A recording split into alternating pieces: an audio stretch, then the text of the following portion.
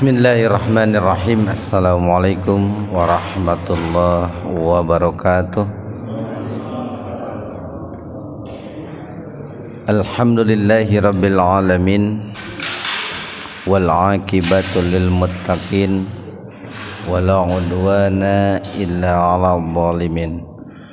Asyhadu an la ilaha illallah wahdahu la syarikalah, wa asyhadu anna Muhammadan abduhu wa rasuluh, amma ba'd. Hadirin ikhwatu iman, jemaah Majlis Tafsir Illiyin yang sama-sama mengharap ridho dan ampunan Allah Subhanahu wa ta'ala. Kajian tafsir di Majlis Tafsir Illiyin pada kesempatan ini membahas surat Al-Maidah ayat 27 ya. Halaman 112, Al-Maidah ayat 27. Sebelumnya Allah Subhanahu wa ta'ala mengajari kita sebagai umat Islam itu melalui kisah terkait dengan Nabi Musa alaihi salam beserta kaumnya, yaitu orang-orang Bani Israel. Nah, adapun di ayat 27 dan beberapa ayat setelahnya, Allah Subhanahu wa ta'ala mendidik kita, mengajari kita melalui kisah umat yang lebih dahulu ya daripada kaumnya Nabi Musa alaihi salam, yaitu melalui kisah dua orang putra Nabi Adam alaihi salam.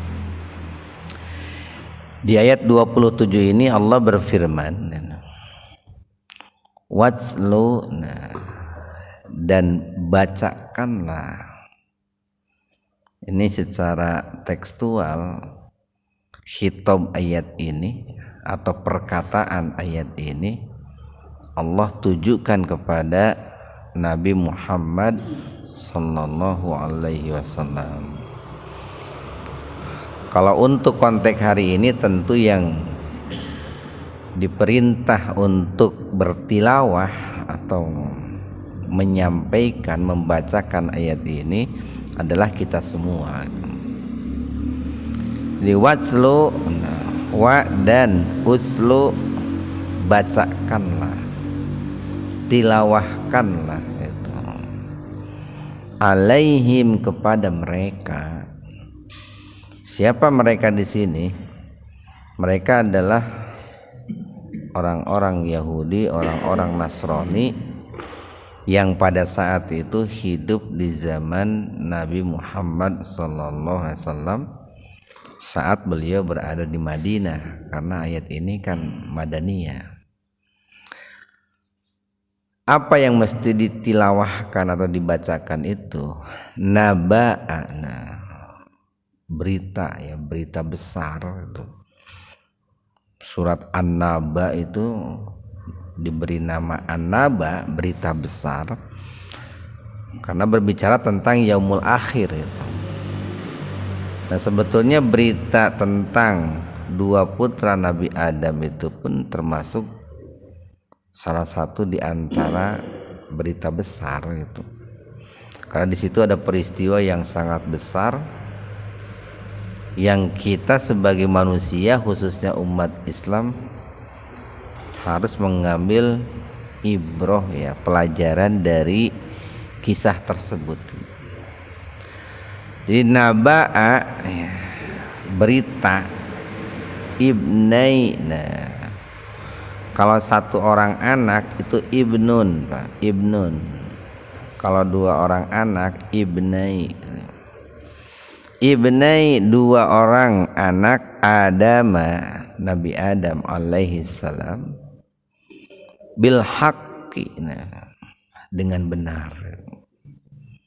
Ini makna bil haqqi ini para ulama mengatakan sampaikanlah kisah itu dengan sungguh-sungguh tanpa ada distorsi ya, pengurangan, penambahan, tanpa main-main gitu, tanpa celala-celele gitu Pak ya.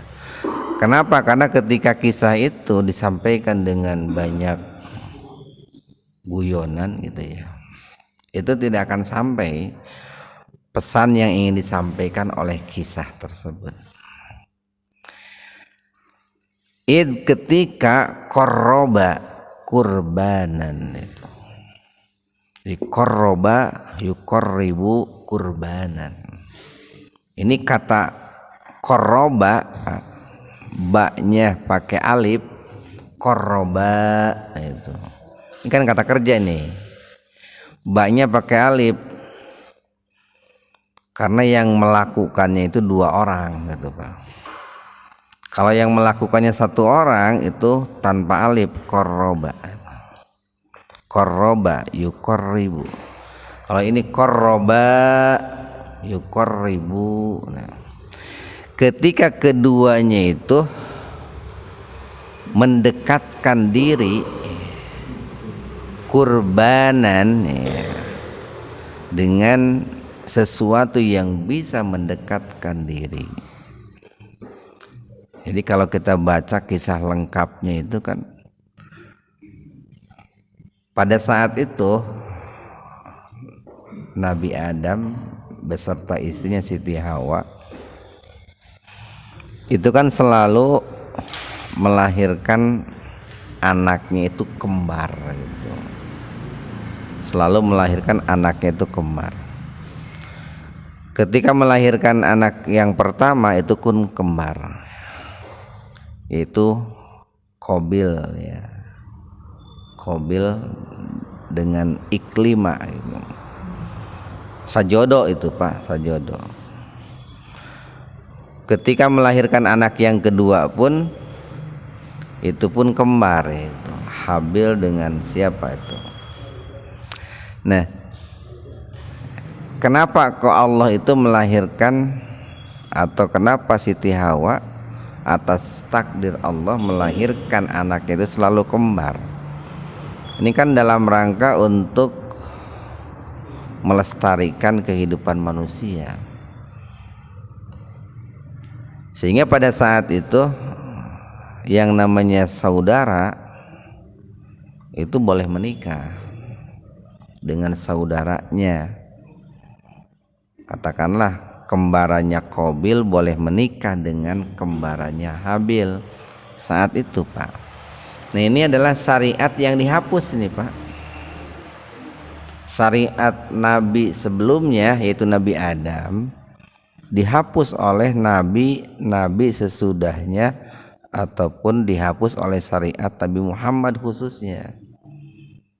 Sehingga kalaupun dahulu kembarannya Qabil boleh menikah dengan kembarannya Habil, sekarang menjadi haram Pak.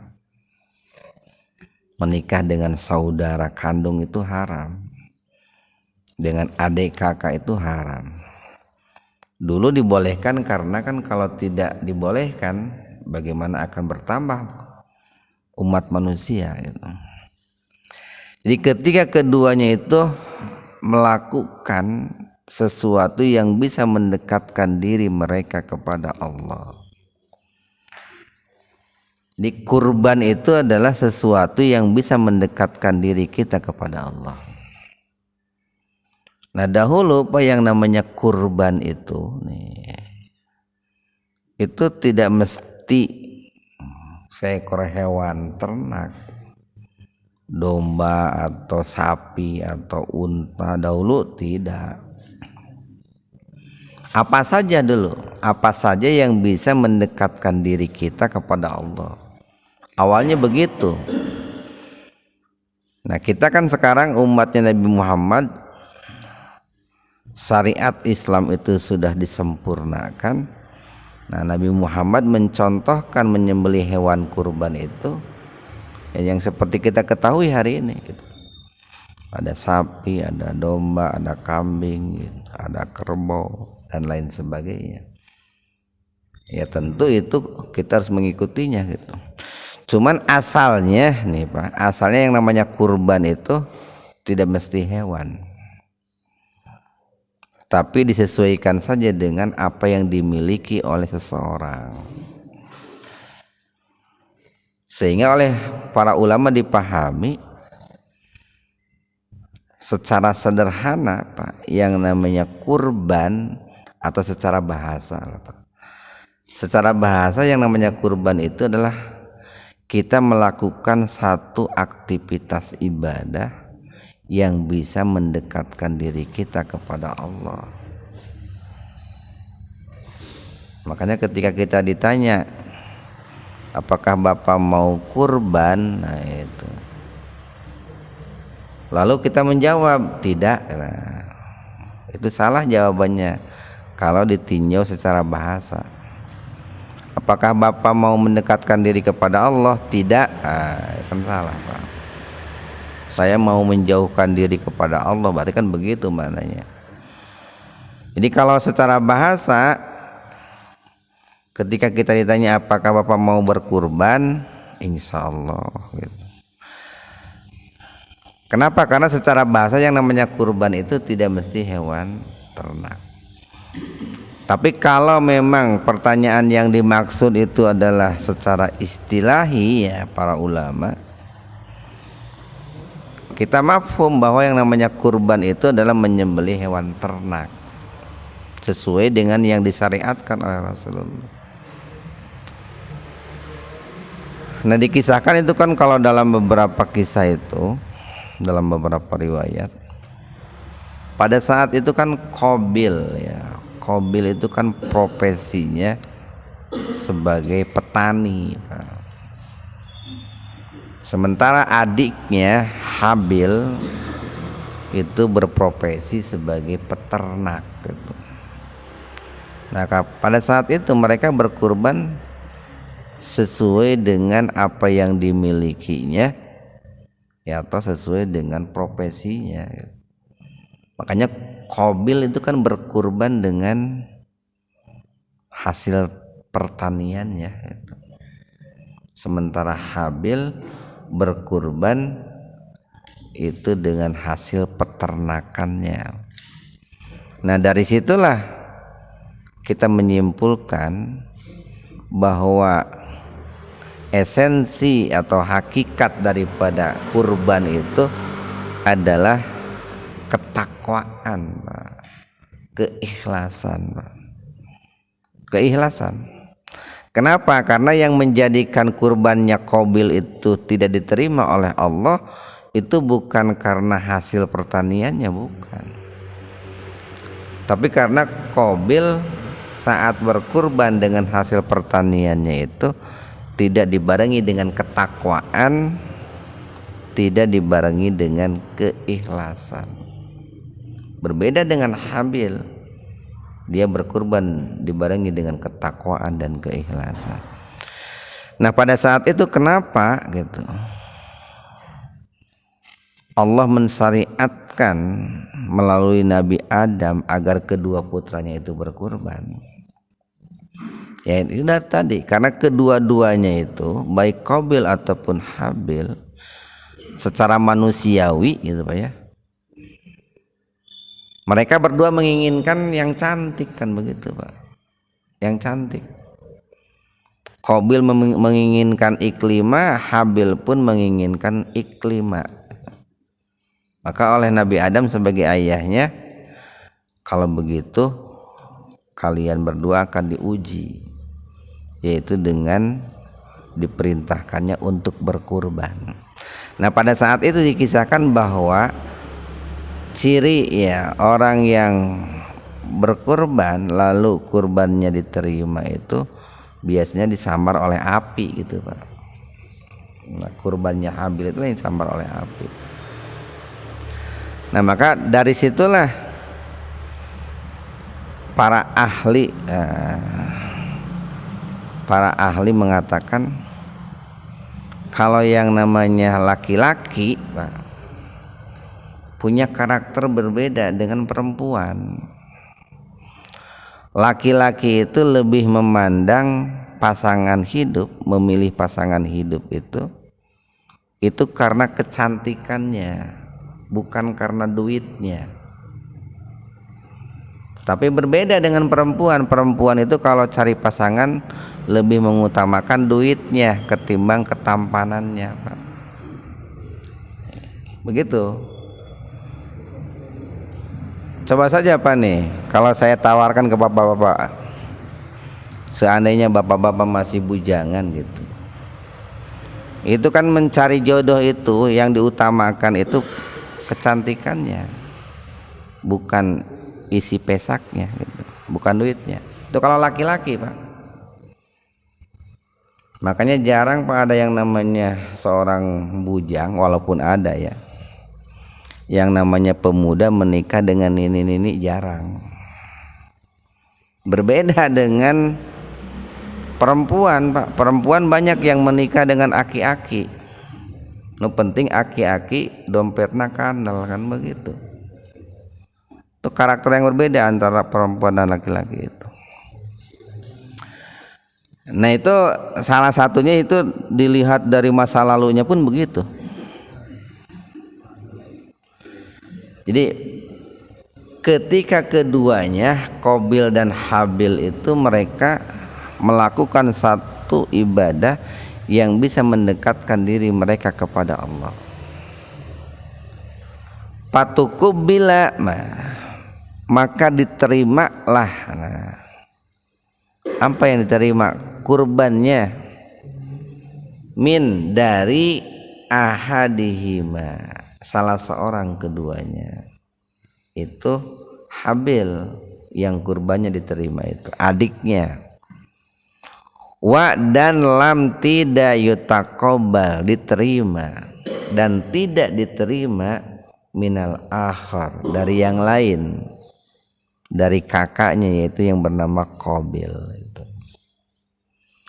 Nah kenapa kok yang satu yaitu adiknya diterima sementara yang lain, yang kedua kakaknya tidak diterima? Karena tadi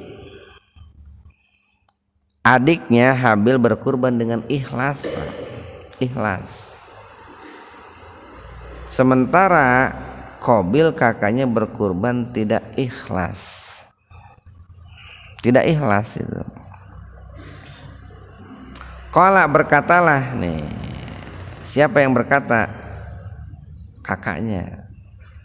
Itu Qabil. La aqtulannak. Nah, ini ada lam taukid dan nun taukid nih. Sungguh atau pasti aku akan membunuhmu. Nah itu. Jadi memang sudah dari dulu Pak, yang namanya iri, penyakit iri, penyakit dengki itu bisa melahirkan kejahatan-kejahatan yang lain. Jadi betapa mengerikannya yang namanya penyakit iri, penyakit dengki. Orang sampai rela membunuh saudaranya sendiri gara-gara penyakit iri dengki. Makanya hari ini Pak, seringkali ketika terjadi kasus pembunuhan itu pelakunya nggak jauh-jauh gitu, orang yang terdekat itu Pak. Kenapa? Ya karena disebabkan penyakit iri itu. Dan memang sudah menjadi tabiat manusia. Biasanya orang jahat itu Pak, orang jahat, kalau mereka kalah dalam sesuatu hal, maka mereka akan menggunakan kekuatan. Jadi kita lihat nih, umpamanya di zaman Nabi Musa itu, Fir'aun kalah kan argumentasinya, mengerahkan kekuatan. Namrud kalah argumentasinya, menggunakan kekuatan melawan Ibrahim. Abu Jahal, Abu Lahab kalah argumentasinya, lalu menggunakan kekuatan untuk melawan Nabi Muhammad. Jadi bukan kekuatan logika lagi yang dikedepankan oleh orang-orang yang punya penyakit iri dan dengki, tapi yang digunakan itu adalah logika kekuatan, bukan kekuatan logika. Beda dengan orang-orang yang berilmu, orang-orang yang soleh gitu. Nah hari ini pun di zaman sekarang itu kan sering kali begitu. Kalau orang sudah penyakit iri, penyakit dengki, orang yang tidak beriman kepada Allah, biasanya mereka lebih menggunakan logika kekuatan ketimbang kekuatan logika. Karena kalau diajak berargumentasi, berdebat, biasanya mereka kan baraloho gitu, bodoh-bodoh. Tapi otot yang dikedepankan. Qala, nah, apa jawaban Habil atas rencana pembunuhan yang disampaikan oleh kakaknya itu Qabil? Innama, sesungguhnya hanyalah, nah ini harful qasr ini Pak.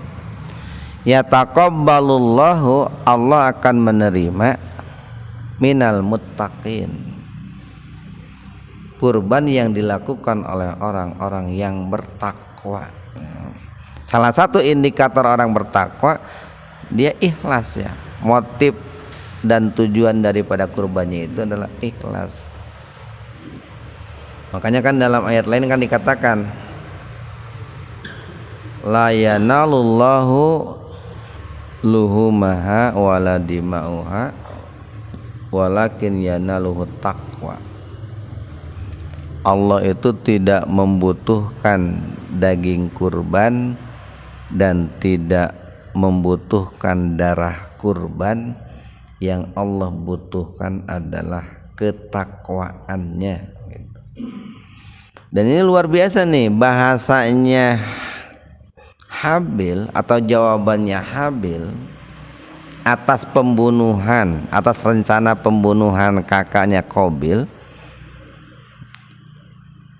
Itu jawabannya itu lembut sekali Pak, santun. Jawabannya itu berbobot, itu berisi tentang nasihat. Kenapa? Karena kalau jawabannya seperti ancaman yang dilakukan oleh kakaknya, itu kan menjadi sarwana Pak. Sarwa gelokna mencek zaman ayeuna mah. Jadi ketika kakaknya mengancam akan membunuh, Habil menjawab innama yataqabbalullahu minal muttaqin. Sesungguhnya Allah itu akan menerima kurban apabila kurbannya itu didasari dengan ketakwaan gitu. Nah dari kalimat ini sebetulnya nih bisa dipahami bahwa Habil itu ingin mengatakan kepada Qabil, Kak, gitu, yang menyebabkan kurban kakak itu tidak diterima gitu, karena kakak itu tidak ikhlas gitu. Kurbannya kakak itu tidak dibarengi dengan ketakwaan. Itu yang pertama Pak. Kemudian yang kedua, muncul kata muttaqin Pak. Muttaqin, orang bertakwa. Secara sederhana kan takwa itu takut Pak. Takut. Dan takut itu adalah modal dasar agar seseorang itu menjadi orang baik Pak. Modal utama untuk menjadi orang soleh itu takut dulu kepada Allah Pak. Dan ketika seseorang itu takut kepada Allah, sebetulnya dia memiliki keberanian yang sangat luar biasa. Coba saja Pak lihat nih, orang-orang Hamas itu ya, kenapa berani melawan orang-orang Israel? Karena mereka takut kepada Allah. Semakin bagus takutnya kepada Allah, maka dia semakin sedikit rasa takutnya kepada makhluk Allah Pak. Nah lamun kita mah kan lamun ka Allah songong gitu, lamun kepada musuh Allah sieun kan gitu Pak. Seringkali umat Islam begitu. Karena tadi kenapa umat Islam begitu? Karena rasa takut kepada Allahnya tipis Pak. Lebih takut kepada makhluk Allah ketimbang kepada Allah. Yang ketiga nih, innama yataqabbalullahu minal muttaqin, itu mengisyarat mengatakan Pak, bahwa sebetulnya peluang untuk diterimanya amal ibadah itu sangat banyak, sangat luas itu Pak. Potensi untuk diterimanya amal soleh itu sangat luas, jadi bukan hanya melalui kurban saja gitu. Karena sebetulnya Pak, ibadah-ibadah yang kita lakukan ini nih, kalau secara bahasa itu semuanya kurban Pak. Sholat itu kurban kalau secara bahasa Pak ya, bukan secara istilahi. Zakat kurban, puasa kurban, haji kurban. Dalam arti ibadah-ibadah tersebut kita lakukan dalam rangka mendekatkan diri kepada Allah sedekat-dekatnya. Jadi kalau sebuah kata Pak, di ujungnya ada tambahan alif dan nun, itu menunjukkan sangat. Kayak begini, Quran. Nah itu Quran, ada alif dan nun. Itu bacaan yang sangat sempurna. Husban, nah itu perhitungan yang sangat akurat gitu.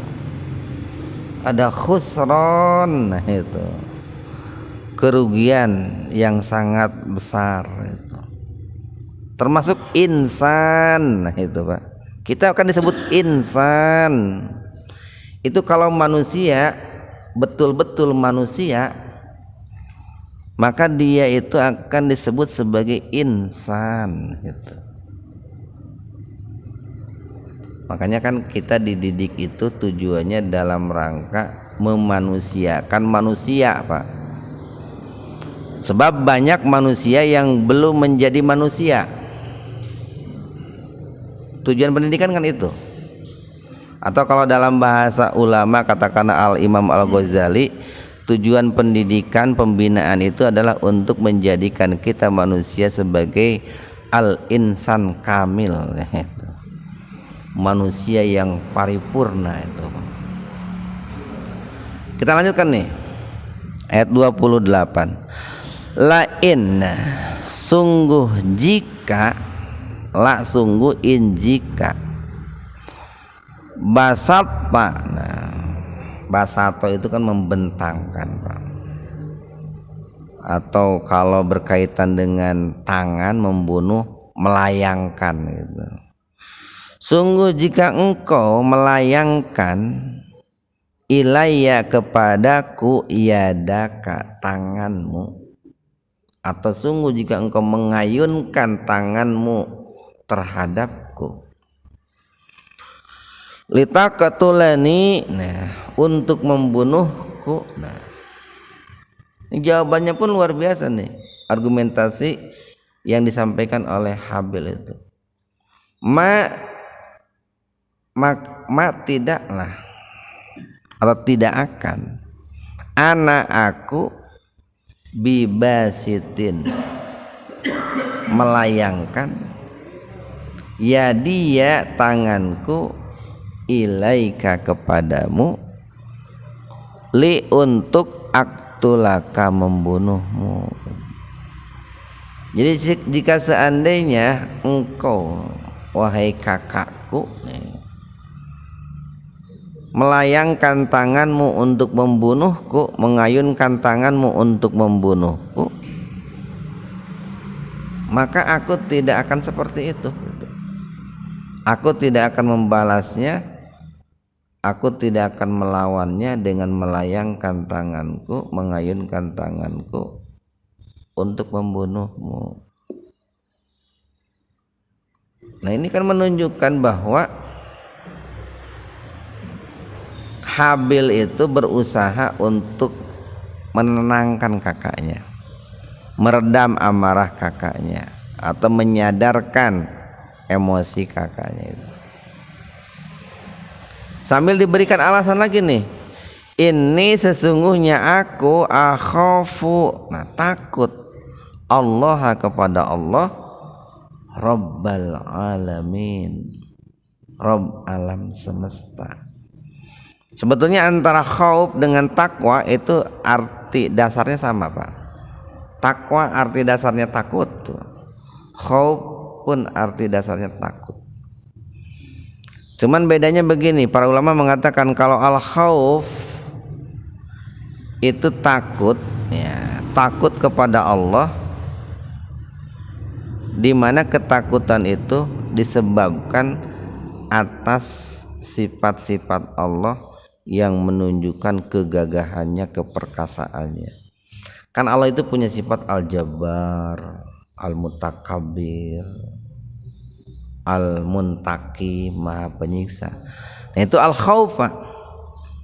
Tapi kalau takwa itu takut yang dilandasi oleh rasa malu terhadap kemaharahman dan rahimnya Allah. Karena Allah itu kan punya sifat ar-Rahman, ar-Rahim, al-Afu, al-Ghafar, gitu. Kayak beginilah, seorang siswa ketika melanggar, yang dia takuti dua. Pertama, ketahuan gurunya, yang kedua ketahuan orang tuanya.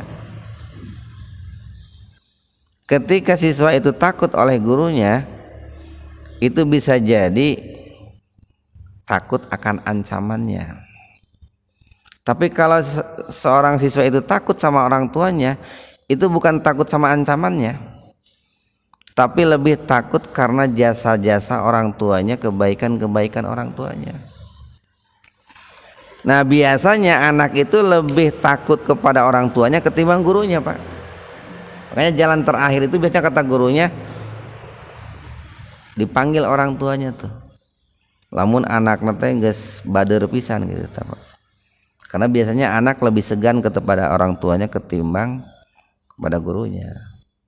Eta ge lamun anu orang tuana eling gitu, Pak. Mun teu eling mah moal segeun gitu. Jadi justru dengan kasih sayang itu akan melahirkan rasa segan gitu, rasa malu gitu, Pak. Itu. Kita lanjutkan nih. Ayat 29. Ini, nah, sesungguhnya aku naik patuh.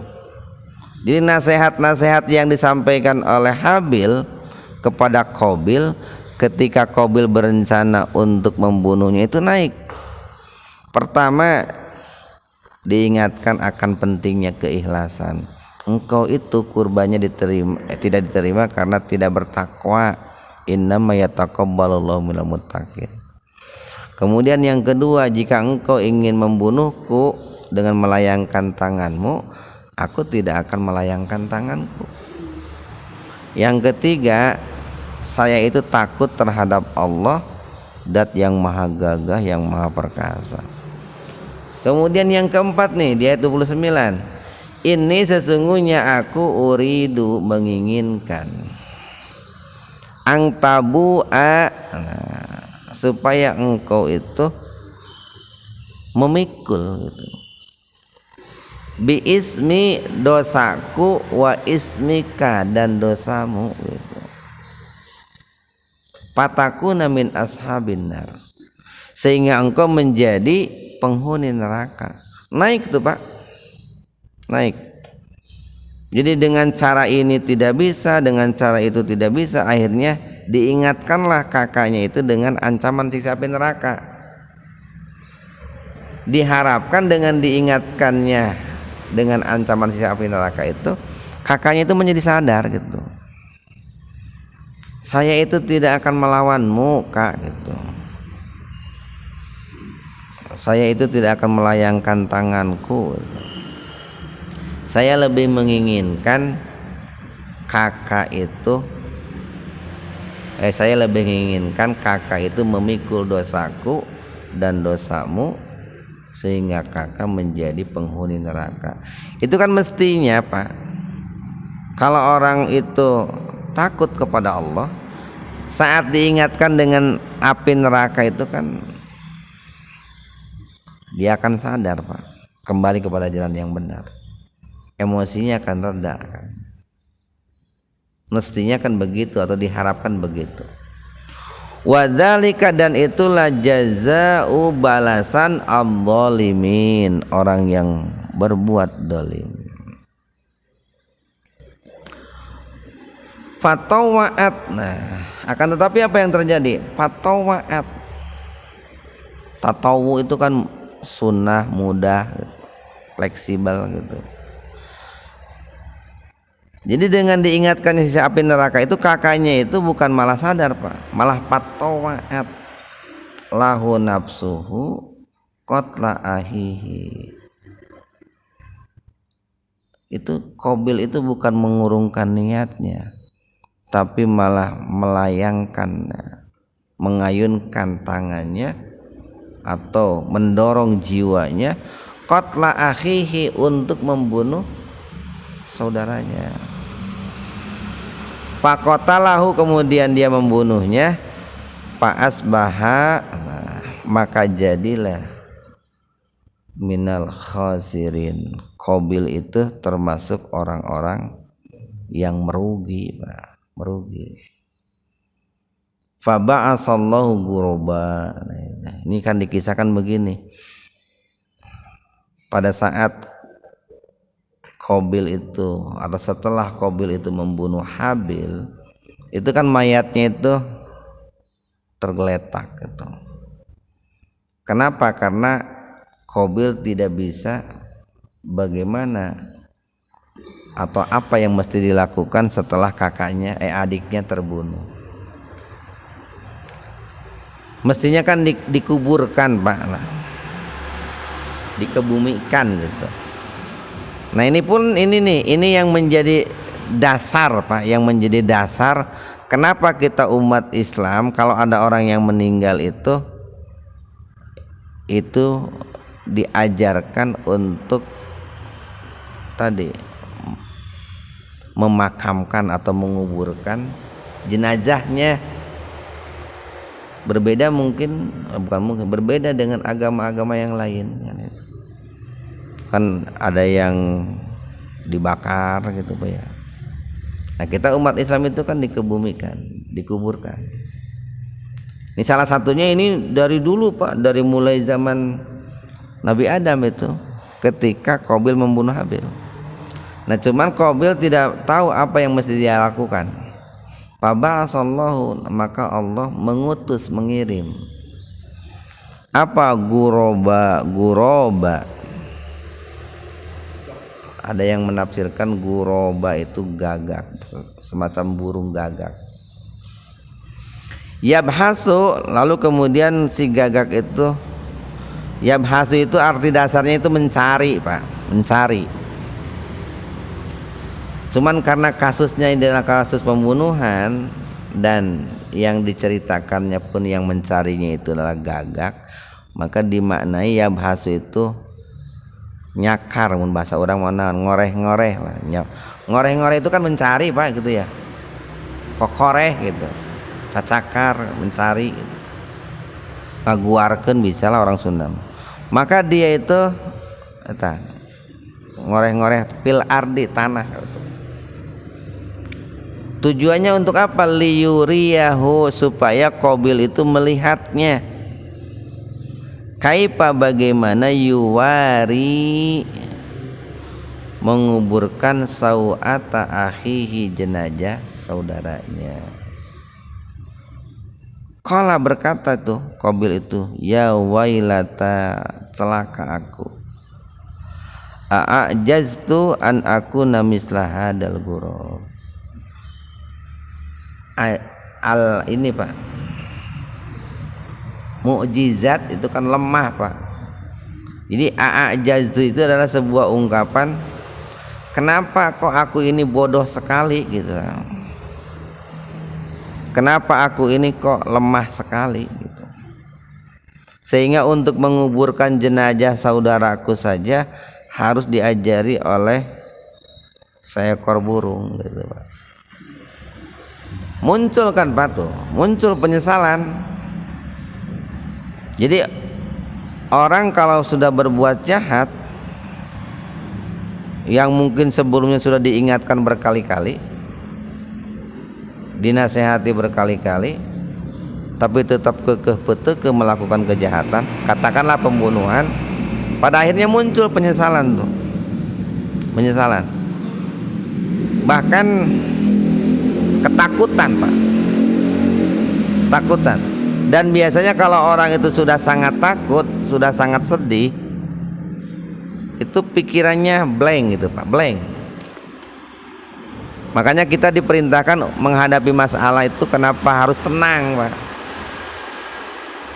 karena ketenangan itu akan melahirkan solusi-solusi. Berbeda dengan orang yang geuning lamun di kolot baheula mah, kalau ada seseorang yang ketakutan biasanya ditenangkan dulu, dikasih air minum, sok nginum heula, nginum cenah gitu. Minum segelas Pak, sok duduk cenah.